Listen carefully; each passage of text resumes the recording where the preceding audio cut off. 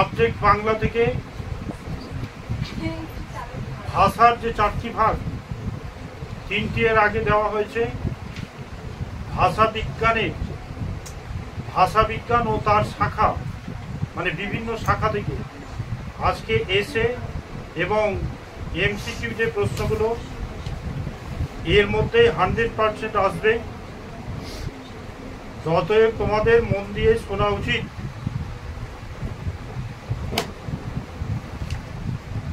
বল, পারলের প্রভাবটাকে জোরে। শৈলী শব্দের অপর নাম কি? ভারতের অভিধান রচনায় সূত্রপাত স্যার টমাস এলিয়টের লাতিন ইংরেজি অভিধান থেকে, জাসকে নিরুক্ত থেকে। রূপতত্ত্বের প্রধান আলোচ্য বিষয় শব্দধ্বনির গঠন বিশ্লেষণ, শব্দের গঠন প্রণালী বিশ্লেষণ। বর্ণনামূলক ভাষা বিজ্ঞানের সূত্রপাত হয়েছিল 20 শতাব্দীর গোড়ার দিকে, 19 শতকের শেষের দিকে, সপ্তদশ শতাব্দীর প্রথমে, 18 শতকের শেষে। 20 শতাব্দীর গোড়ার দিকে। চিন্তার পোশাক মতবাদটির প্রবক্তা Samuel Wellesley.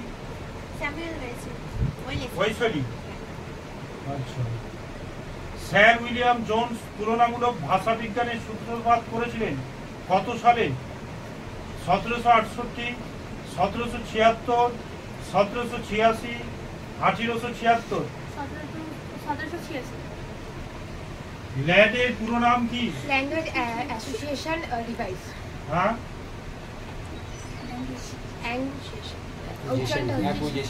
Acquisition device. Lung নামকরণ কে করেছিলেন?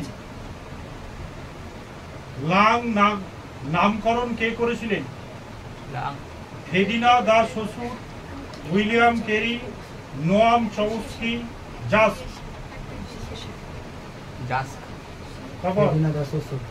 ফেডিনা দা শ্বশুর।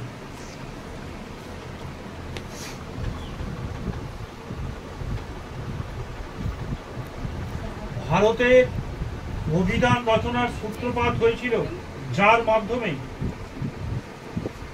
তিনি হলেন জাস্ক।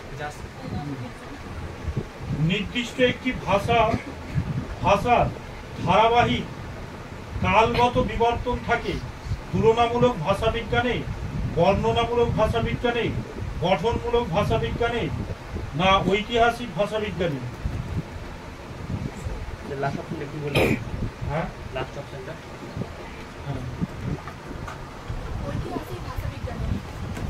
ঐতিহাসিক ভাষা বিজ্ঞান।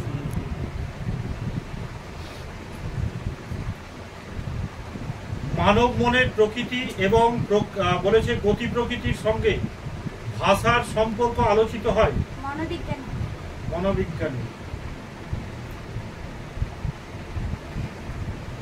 তুলনামূলক ভাষা বিজ্ঞানের সূত্রপাত করেছিলেন sir William Jones, Sunit Kumar Chattopadhyay, William Carey, Sukumar Ray. বর্ণনামূলক ভাষা বিজ্ঞানে আলোচনা করে ভাষার অতীত নিয়ে, সমকালীন ভাষার গঠন রীতি নিয়ে, বিভিন্ন ভাষার ঐক্য অনৈক্য নিয়ে, ভাষার ভবিষ্যৎ নিয়ে। তারপর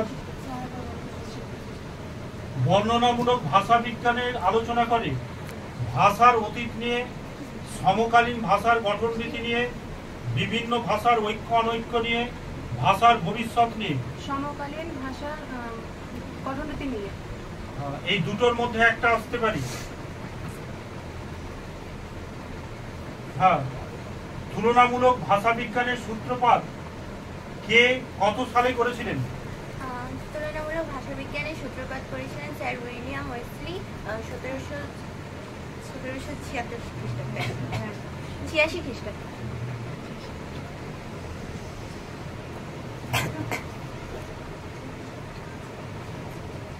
স্যার উইলিয়াম কি বলেছিলি? Wellesley. Sir William Jones. Jones. Thesaurus শব্দের ব্যুৎপত্তিগত অর্থ কি?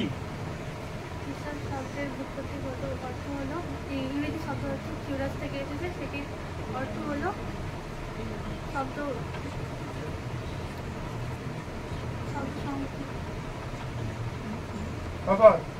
সমার্থক শব্দের কোষ গ্রন্থ। থিসেরাস হলো থিসেরাস ইংরেজি শব্দ থেকে এসেছে, যার এটির এটির থিসেরাস শব্দটি কি? এটা না কি প্রশ্ন? থিসেরাস শব্দটি হলো এমন একটি শব্দ যেটি সাধারণত একটি শব্দের অনেক সমার্থক শব্দ, এমন একটি কোষগ্রন্থ যেখানে একটি শব্দের অনেক শব্দের অর্থ লুকিয়ে রয়েছে। ল্যাডের সম্পূর্ণ নাম কি? Language acquisition device. ল্যাসের সম্পূর্ণ নাম কি? Language acquisition system. বর্ণনামূলক ভাষাবিজ্ঞানের আলোচ্য বিষয় কি কি? বর্ণনামূলক ভাষাবিজ্ঞানের আলোচ্য বিষয়গুলি কি? তারপর বর্ণনামূলক ভাষাবিজ্ঞানের আলোচ্য বিষয় হলো ধ্বনি, রূপ, বাক্য ইত্যাদি স্বরূপ ও গঠন প্রণয়নের বিশ্লেষণ এবং পদ্ধতির এসব নির্দিষ্ট রূপ পাওয়া যায় না।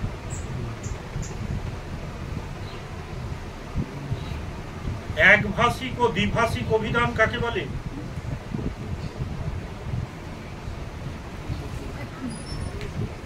যে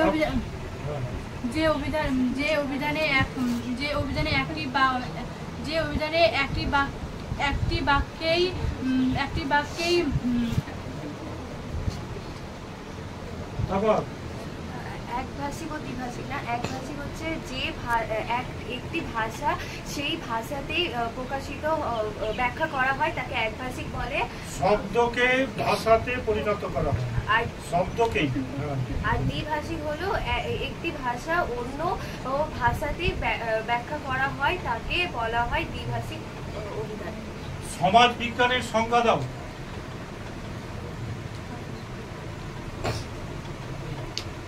তারপর সমাজবিজ্ঞানের যে বিজ্ঞানে ভাষার গঠনগত বর্ণনামূলক আলোচনা করা হয় সেই বিজ্ঞানকে যে বিজ্ঞান সমাজের ভাষায় প্রভাবিত করে এবং সমাজ ভাষাকে প্রভাবিত করে, এই বিজ্ঞানের আলোচনার বিষয়বস্তুকে সমাজ বিজ্ঞান বলে।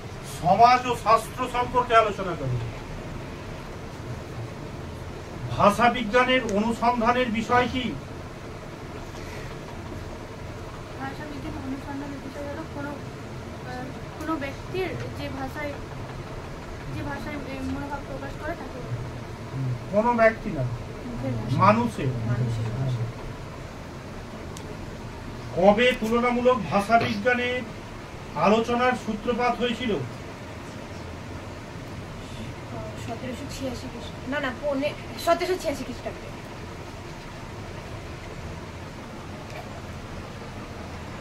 বর্ণনামূলক ভাষা বিজ্ঞানের সূত্রপাত কখন হয়েছিল? বর্ণনামূলক ভাষা বিজ্ঞানের সূত্রপাত কখন হয়েছিল? বিংশ শতাব্দীর গোড়ার দিকে। বিংশ শতাব্দীর গোড়ার দিকে প্রথমে ইংল্যান্ডে হয়েছিল, পরবর্তী সময়ে মার্কিন যুক্তরাষ্ট্রে, ইউরোপে, তারপরে মার্কিন যুক্তরাষ্ট্রে। বর্ণনামূলক ভাষা বিজ্ঞানের আলোচ্য বিষয় কি? তারপর বর্ণনামূলক ভাষা বিজ্ঞানের আলোচ্য বিষয় কি কি?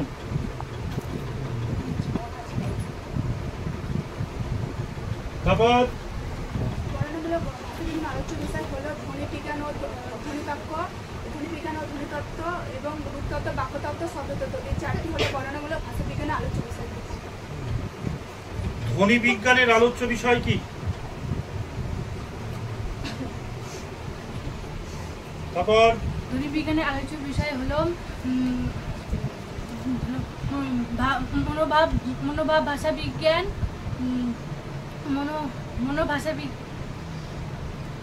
তারপর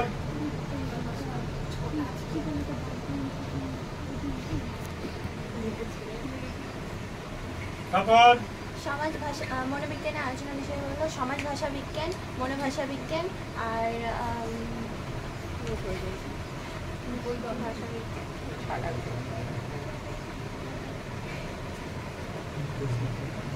তারপর বাক্তত্ত্ব, তারপর তারপর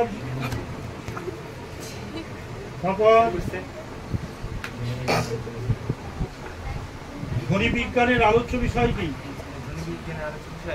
আলোচ্য বিষয়গুলি হলো শব্দার্থ বিজ্ঞান, শব্দার্থ তত্ত্ব, বাক্য তত্ত্ব, রূপতত্ত্ব ও তত্ত্ব ইত্যাদি।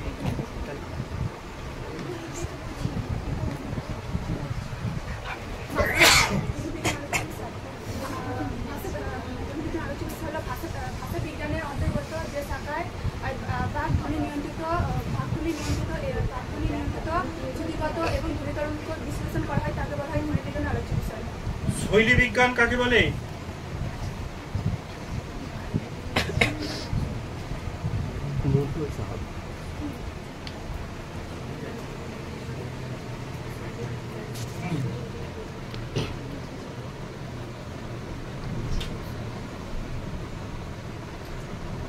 শৈলী বিজ্ঞান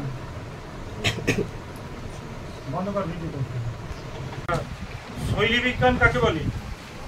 সাহিত্য রচনা বিশ্লেষণ বা থেকে নাটকটি ঠিকভাবে তুলে ধরার শৈলী বিজ্ঞান। ভাষা বিজ্ঞানের দুটি প্রধান আলোচ্য বিষয় হলো ভাষা এবং সাহিত্য রচনা। সমাজ বিজ্ঞানের তিনটি ভাগের নাম কি? সমাজ বিজ্ঞানের তিনটি ভাগের নাম হলো বর্ণাত্মক সমাজ ভাষাবিজ্ঞান, পরিবর্তমান সমাজ ভাষাবিজ্ঞান, প্রয়োগমূলক সমাজ ভাষাবিজ্ঞান। ফলিত ভাষা বিজ্ঞানের ভাগগুলি কি কি? ফলিত ভাষা বিজ্ঞানের ভাষা বিজ্ঞান, সমাজ ভাষা বিজ্ঞান, মনোভাষা বিজ্ঞান, ভাষা বিজ্ঞান, অভিধান ভাষা বিজ্ঞান, শৈলী ভাষা বিজ্ঞান। রেজিস্টার কি? ভাষা ব্যবহারের সময় যে ভাষা ব্যবহারের সময়কালীন পরিপ্রেক্ষিত যে উপভাষা বা মৌলিক ভাষা ব্যবহার করা হয় তাকে বলা হয় রেজিস্টার। কোড কাকে বলে? কোনো ব্যক্তি ভাষা ব্যবহারে যে বিশেষ রীতি ব্যবহার করা হয় তাকে কোড বলা হয়। শ্বশুর কাকে লাং বলেছেন? কোনো উপলক্ষে ভাষার উপাদানের সঙ্গে ভাষার যে পারস্পরিক সম্পর্ক সেটাকেই শ্বশুর লাং বলেছে। জোরে। কোনো ভাষার উপাদানের সঙ্গে ভাষার যে পারস্পরিক সম্পর্ক সেই সম্পর্ককেই সেই জাল বিন্যাসকেই শ্বশুর লাং বলেছে। না, ঠিক হয়নি।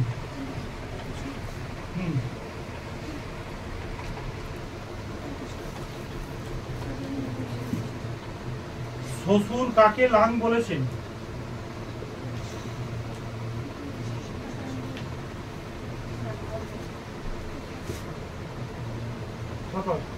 ভাষা নানা উপাদানের এবং উপাদানগুলির নিজস্ব বিন্যাসকে শ্বশুর লাং বলেছে। শ্বশুর লাং কাকে বলছে? ভাষাকে সঠিকভাবে প্রণয়ন করার জন্য যে বাক্য, শব্দার্থ এবং শব্দার্থ তত্ত্ব বিভিন্ন যে উপাদানগুলি লাগে সেই উপাদানগুলিকে তালিকাবদ্ধ করা হলো, তালিকাবদ্ধ করলে তাকে শ্বশুর তাকে লাং বলেছে। লিখতে গেলে তো উপাদান প্রয়োজন বিভিন্ন, সেই উপাদানের যে পরস্পর সজ্জা অবস্থা সেটাই হচ্ছে লাং। পারল কাকে বলে? ভাষা ব্যবহারের লেখনের মাধ্যমে যে ভাষা ব্যবহার হয়ে থাকে তাকে পালন করা হয়।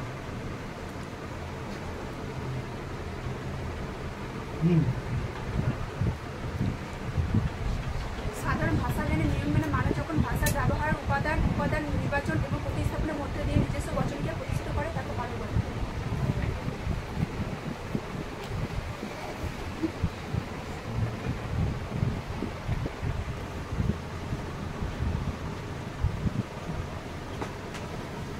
প্রমুখান কি? মানব ভাষায় প্রমুখ হচ্ছে মানব ভাষার ব্যক্তিকে পাঠনের আশাই হলো প্রমুখ। বাক্যকে পাঠকের সামনে নিয়ে আসাই হলো প্রমুখ। প্রমুখান। স্যার উইলিয়াম জোন্স সংস্কৃত ভাষার সঙ্গে যেসব ভাষা প্রচুর বলেছে খুঁজে পেয়েছিলেন তার মধ্যে দুটি ভাষা হলো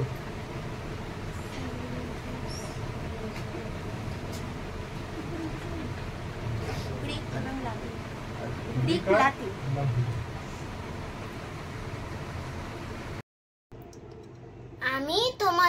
ছোট ভাই, আমি বারবার বলছি আমার বাবার কমনগুলো তোমরা করো, 99% আসবে। ও তোমরা অনেকে ভিডিও দেখছো কিন্তু লাইক আর সাবস্ক্রাইব করছো না। তোমরা লাইক এন্ড সাবস্ক্রাইব করে আমার বাবার চ্যানেলটাকে একটু আগিয়ে নিয়ে যেতে সাহায্য করো।